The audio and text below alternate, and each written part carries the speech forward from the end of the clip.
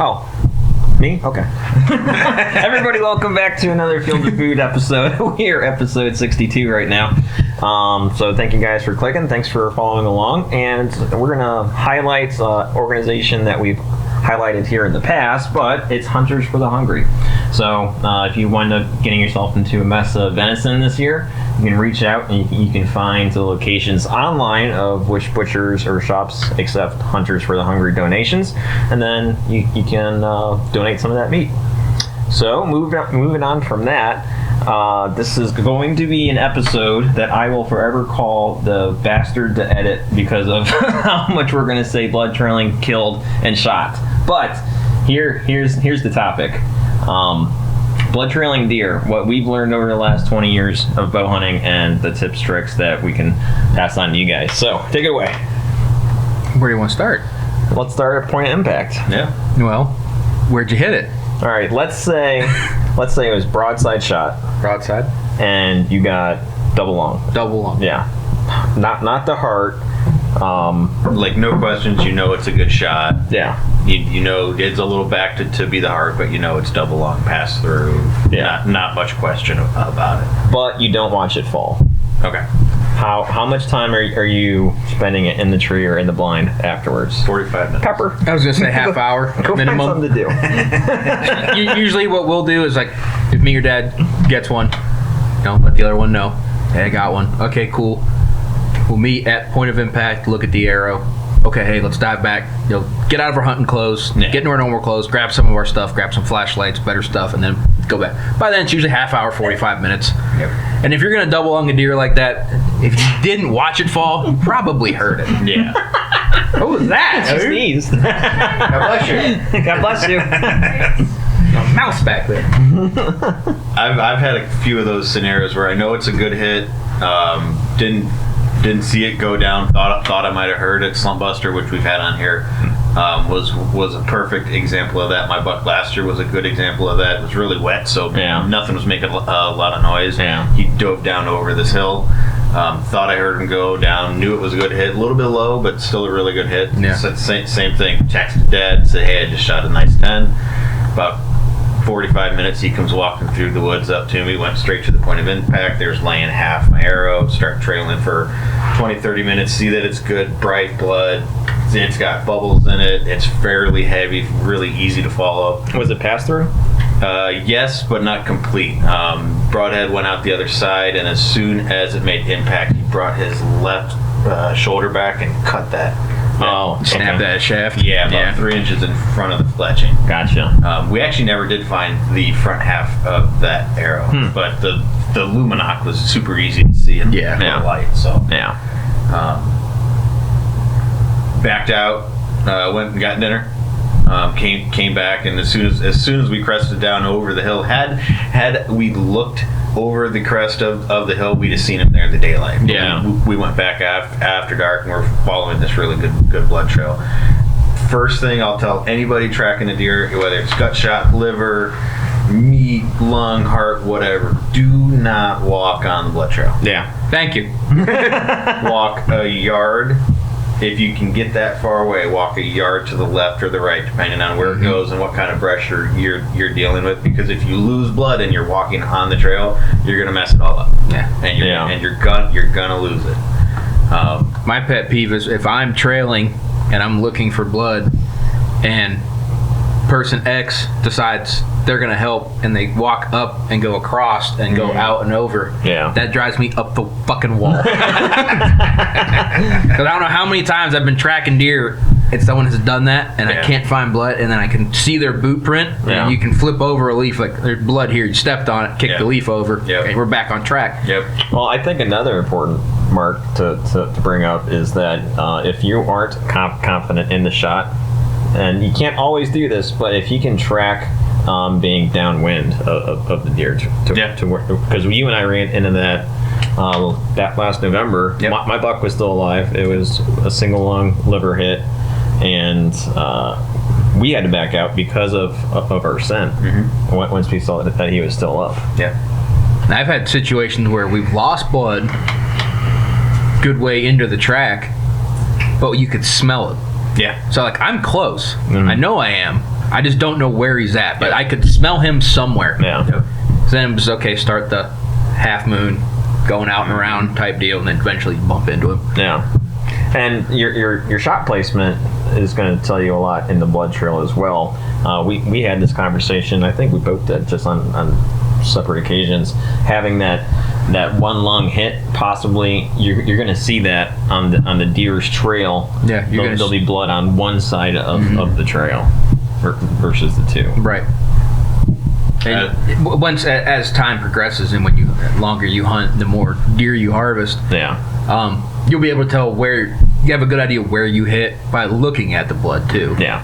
Because I hit that buck, was it 2 years ago on Veterans Day, and blood like a stuck pig, but I was like, it's not. I could tell by that blood that's meat. Yeah. It's just meat blood. Yeah. I was like, I'm probably not going to find that deer. Yeah. So let's say the hit is marginal. What's your time frame to start looking then?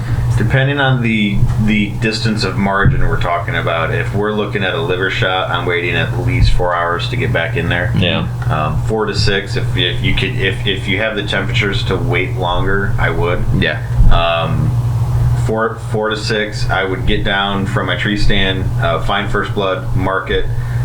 Go as far as I felt comfortable, knowing I wasn't going to continue to bump that deer, just to examine the evidence, look at the blood Right, flow, yeah. look at how he's running. Is he planting his feet super hard as he's running, or is he trying to stay light on his feet because it hurts? Yeah. What path is he taking? Is he going downhill? Is he side hilling? Is he uphilling? Is he just crashing through thick stuff?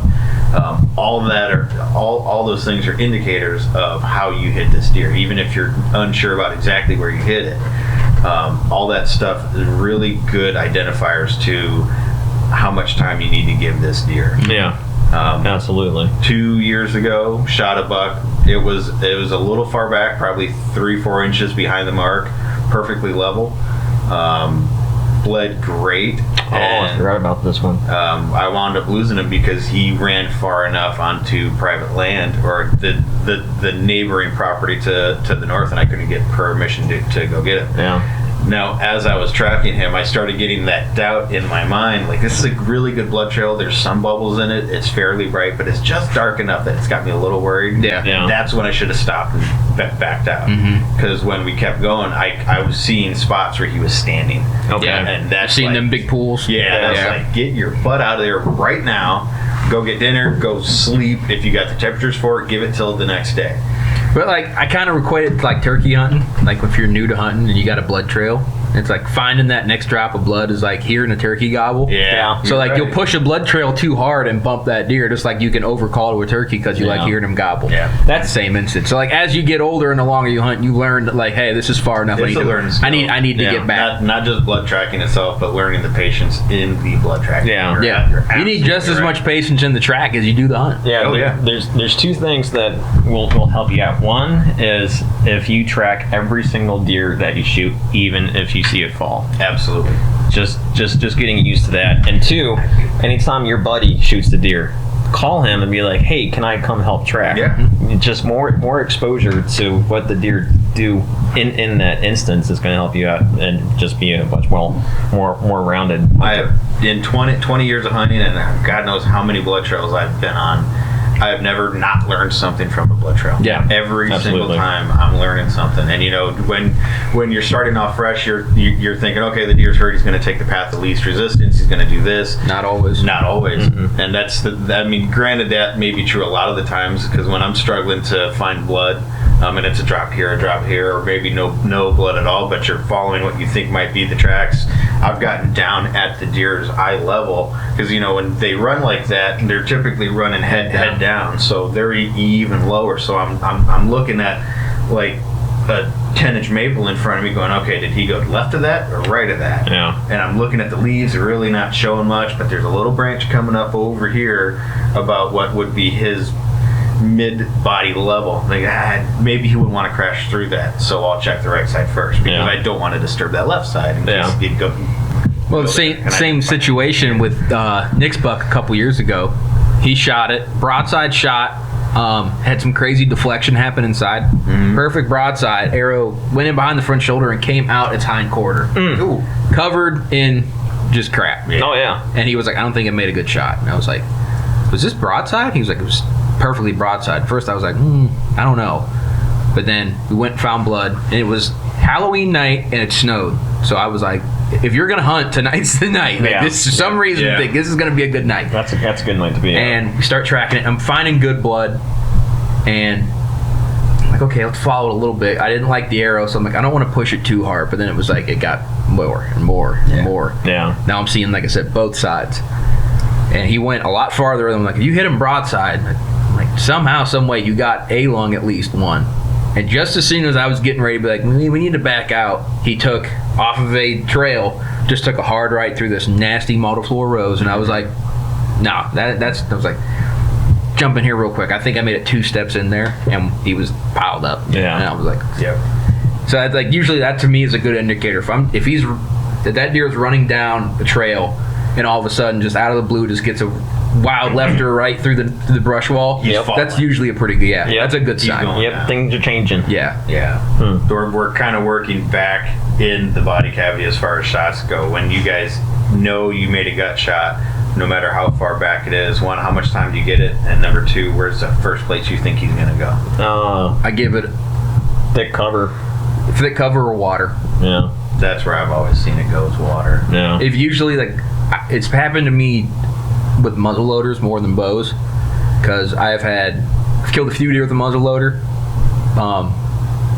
and I always never had good blood trails. Like, go to site of impact, no blood. I'm like, okay, well, first thing I'm going to do is, I know there's water that way, and there's cover up, in front of that. I'm going to walk that direction. Yeah. But yeah, gut shot, I've always just, if you're going to find it, like, try water first. And then, okay, where's the thickest, nastiest hole in that direction they were going? Yeah. I'm going to try that next. But there's a good, you shot it in the evening, and we're going to go back in the morning and find it type deal. The deer's also going to be sick. Yeah. So it's not going to know what's causing it to not feel good. It's just going to know that it has a high temperature and it's thirsty. Yeah. So it's just going to need water. Yeah. Now, if you have, like, I shot a buck a couple years ago, and I gut shot it, and we ended up finding it. It took, I think, a day and a half. We got it, and it was in both. It was in the thickest, nastiest part that was also in water. Yeah. And we found him in a ball bedded up. But I was like, yeah, that makes sense. But at the time when we were tracking him, like, we found him over here and shot him here, but he ran this way. Yeah, they'll go a long way. We had lost blood somewhere coming around the back side of the swamp. And I was like, I don't even know where to go. And it was just by happenstance, we were over there, and I was like, wait, that's him. He laid up in the brush. Right. And in those cases, deer have all the advantage. Like, you are technically still hunting that deer because you're not sure if it's dead or not, but they have every advantage. You lose your cover, you lose your silence, you are purposely trying to find the deer and get into his area. Right. So it's a tricky situation. It is. So how much time do you give a deer that you've got shot? 12 minimum hours. 12. Yeah, minimum 12. Like I said, if I shot it at night, I'm going to go for it in the morning. Yeah. If you shoot it in the morning, it's going to be, all right, what was time of shot? At least 12. Yeah. Depending on what time, like, okay, well, midnight, depending on the weather. If it's cold, okay, now I'll wait till the morning. A little bit of daylight, maybe push that 12 a little bit, but really try not to. Yeah. It's that deer can go a long time. Yeah, and there's the saying that everybody knows when in doubt, back out. Yep. Yeah. And it's I don't care if you double lunged it straight through the heart, you didn't hear it go down, you looked over the crest of that hill and it's not laying there. Yeah. Give it a couple hours. I take that back. Okay. One deer in the last couple of years I've watched fall archery, and we've recovered every single deer. So it's if you don't know, back out. Yeah. Yep. Now, what is, as terms as quality of blood trail, what shot do you think yields the best blood trail? Low forward lung with maybe a little bit of heart. Like that lower third, yeah. right behind the front shoulder. Yeah. I mean, just hugging that line. Yeah, That's the like money. Right in like that higher Oh, bit. stop it. I'm getting all riled up now. Pouring out both sides. It's blowing out the nose, spraying all over trees and leaves and everything. Actually, the gnarliest blood trail I ever had is I shot a deer in the neck with a bow. Oh, really? On purpose or Aggravated purpose. okay? Because You mother. I missed one like 2 days before. Chip shot it like 15 yards. Okay. Missed it, and I was aggravated. And this basket rack 11 comes in off my right and stops right there at like 15, and he just knows something's up. How do you have a basket rack 11? Just It's like a mainframe. It's like a slick 8 with no brows. It's just got a bunch of junk hanging everywhere. But he's only like that wide. okay. But he comes in, just knows something's up, and he goes to turn to walk away. And I'm like, okay, I'm on him. And then right at the last second, we hang ribbons at 20 yards. Mm-hmm. I'm staring just straight down the south side of him, and he just sticks that neck way out to the side to sniff that, and I just shifted over and hit him, and I thought I missed him. I was like, I missed another one. Then I just hear like this gurgling, and I'm like, what is that? Oh no! I get down, I swear, this blood was so oxygenated, it was like almost hot pink and just loaded with bubbles. And it looked like you had a bucket. I mean, the stereotype. I had a bucket of paint walking through the woods. I mean, I was finding blood piles the size of this table, and it was just pink. And I'm like, oh my gosh, this is murder. My dad was like, well, you got it. I was like, I don't want to do that again. That's pretty gnarly, man. Yuck. What about body posture? You know, up till I think the year before last year, I wasn't shooting any kind of lighted knock. Okay. So if it was really daylight, you could see your shot fairly well. Yeah. Lower light, gray light conditions, you're not going to see a knock fly. So in a situation where maybe you do have a lighted knock and it doesn't light or whatever, what kind of body posture are you looking for to indicate what kind of shot you like post shot? Yeah. I mean, obviously stereotypical impact. mule kick. Yeah. What's that deer going to do, and what does it tell you? I have actually heard. I'll actually listen because there's a sound difference. Oh, When you smack that deer in the ribs, you hear that hard crack, or if you just outside the rim, it kind of sounds like you kicked a kickball in the playground. It's boom, you're like, boom. I didn't like that. Yeah. You can kind of get an indication in the dark of where your shot could have been. Yeah. But that usually you hear that loud crack. It's like I either crack some of that shoulder, or I smack through them ribs, and then they mule kick and they almost go vertical with their head down. You're like, that's usually a really good sign. Yeah. Casey had a bad shot on a deer last year, and it was liver and gut, and it was hunched. It was hunched over. Yep. Seen that before. I've had them do that on good hits though. Yeah. And then I've had deer mule kick that I've never man. You watch them run off, you're like, that deer's dead right now, and you never find him. I think the mule kick is a jump scare. It is. It has nothing to do with the shot. It's just a jump scare. But then, like Dad, he's killed numerous deer where he's still a firm believer. If you can get lucky enough to slip it in between and slip it out between ribs, he's shot multiple deer just like. I've seen that and before. then just never moved. Yeah. And he's like, you just watch their front legs turn red, and then they start that wobble. They have no idea what happened. Yep. But yeah, I've shot deer that I've hunched. Instantly, I'm like, oh no, like that's not good. And then I watch them fall in 35 yards. And I'm like, oh, never mind. I guess it was a great one. I think for me, the posture and immediate motion of a deer is kind of the least reliable. Yeah. It's not good intel, evidence, but it gives you something. Yeah. For me, my first indicators are if I don't see that arrow go in, when I get down, of course, if the arrow is within sight, I'm going to go grab it. Oh, 100%. Yeah. And I'm going to look at that first 10, 15 yards of blood, and what's on the arrow and what's on the ground right away is going to tell you pretty much everything you need to know. Yeah. Yep. Obviously, dark blood on the flexing, that's going to be liver, muscle, bright red with some bubbles, or hopefully a lot of bubbles. Yeah. That's going to be all lung, heart maybe. Smell it too. Oh, absolutely. Yeah. I started doing that. I saw a guy do it on a YouTube. And you can smell the difference between a lung hit and a liver hit. Yeah. Oh, yeah. It's very distinct. Yeah. And I've caught a little bit of stomach matter through the smell, not with my eyes, because I had a couple single lung liver touch the top of the stomach, and that's how I figured it out, was just the smell of the arrow. Mm-hmm. Like, looking back, Dad shot a doe last year where it was broadside the hind quarter was broadside, but it was slightly turning in the front. But no, last light's coming in. It's getting not dark yet, but it's still light enough.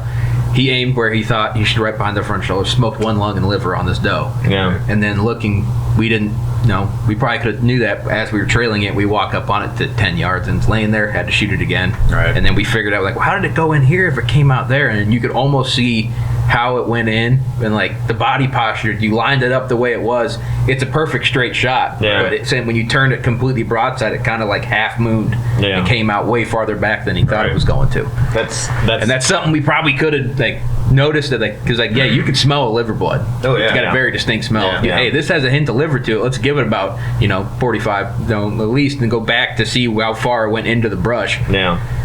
But we would have ended up finding it on the way out anyway where it died, because, like, the road we had to take to get out of the woods was Right there. from here to the camera away from Right. where that deer. So I'm like, we would have walked out and been like, oh, fine, you're right there. Got it. Nice. Well, any other tips for blood trailing before we wrap up this episode? Just shoot him in the lungs, dude. Don't shoot him anywhere else. Just make a good shot. just make good Yes. shots. It's not hard. Just completely ignore buck fever. It's not a thing. Just don't shake. Make perfect shots only. Why are you shaking? It's not cool. What about the scenario where you know you made a good hit, or you're not sure about your hit, but you got really good indicators right away off your arrow in the first 10, 15 yards of blood, but then all of a sudden it dries up? I've seen it a bunch of times where that blood will get down inside the chest cavity, Fill up. and it'll clot. Yeah, and it'll clot. plug the whole. You see, I've seen Maybe that a lot you've with got a high hit. Brisket hits are good for that. Yeah. Briskets, they'll bleed like a stuck pig, and then they just stop. I've seen it in high lung hits where you know that deer's going to die. It's a lethal shot without question. But I think that whole cavity's got to fill up before Yep. it starts pouring out. Yeah. What do you guys do in that situation? Just wait. Yeah. Either wait it out, and then if I can't, I'll start half mooning Yeah. till I can find some indicator, like, okay, it was on this trail, and then, hey, 15 yards up where I wasn't looking before, there's a bunch of kicked up leaves or something. Like, okay, I'm going to keep walking down this Yeah. trail or something. You'll find another spot. But yeah, I've noticed that because you'll get pass-throughs on deer and only get one side of blood trails, then you look and you're like, oh, it was closer than I thought, so my entrance is up here and my exit's down here. Yeah. So all the blood's leaking out of the side. Yeah, it's Yeah. not getting up to that. Yeah.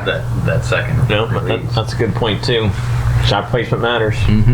One- Distance, too, for where you aim. Yeah. Yep. If you aim 20 yards at a deer at 20 yards and a deer at 10 yards, where you aim is going to be completely different. At this point, You're aiming for the exit. Yeah, 100%. If I'm in a tree, I'm not taking a 10-yard shot or under. I have screwed that up too many times. That I'm going to wait for them to get back out to that 15, 20. I don't have a problem with 10, but I won't shoot under 10. I've done it once before and I got lucky. I shot at like 2 yards, which was basically straight down. You're like nicking the side of one of those back straps and hoping to punch the heart or cut along. You're trying to just Which, shoot right down through the back, You grab a piece of paper that's the size of a lung. That's an easy target to hit. You turn it on its axis. That's a lot harder you got to hit. that. You got what? Inch and a half, 2 inches of a target. Yeah, that's not. And then you got to burn through a spine to get there. Yeah. It's a bad spot. That's a very low odds It is. location. It is. What's the farthest you guys have tracked a well-shot deer? Because I've seen a lot of guys discouraged, going, I know I hit that deer great. I can't find it. I have tracked heart shot deer longer. Everyone's like, "Oh, shoot him in the heart. It's guaranteed." No, lung. The heart I will was up. argue that till the day I die. I would rather double lung punch, like just straight lung them, than heart them. I have watched deer get shot through the heart and then run 300 yards. Yeah. Great question. You can see that on season 5, episode 8. I shot a doe, bonus weekend, 125-yard shot. I was a little forward. I hit one lung. She went over 600 yards. Yeah. I've tracked a perfectly double lung deer 800 yards before. That's crazy. That's just, but that 800 yards is full tilt. Oh, he did not stop. No, and it was phenomenal blood the entire way. We tracked him into an open field, and then then he can really start running. And you guys know that blood tends to blend in with that grass a little bit easier. So we slowed down in our tracking, and Dad thought he went straight. I'm looking at this thick stuff off to the side, thinking, I'm gonna go check that just to cover all the bases. And we're at this point 770, 780 yards from where he shot this buck. And as soon as I get down and look at the ground, I can see blood. I'm like, all right, he went down in this way. It's been 2 hours at this point. Yeah. We're not thinking about backing out. Yeah. And I get down on my hands and knees. I start crawling through that more flora patch, and I bump him from me to the camera. Scared the shit out of me. I bet. Because my face is like this. I'm not looking up ahead, and all of a you're sudden I see focusing on this the blood trail. massive 10-point stand up. I'm like, oh my god. He winds up running about another 100 yards. We backed out, grabbed lunch, and then went back out, and he was dead laying there. Which deer was that? Chocolate. Oh, okay. Yeah. Okay. Down at Quaker City. Yeah. Okay. Well, thank you guys for watching. We'll see you on episode 63, and I don't know what that is yet, but we'll check. It's mysterious. Good topic, guys. Yeah. We can talk about that one for hours. Oh yeah, we could too. Maybe went a little long.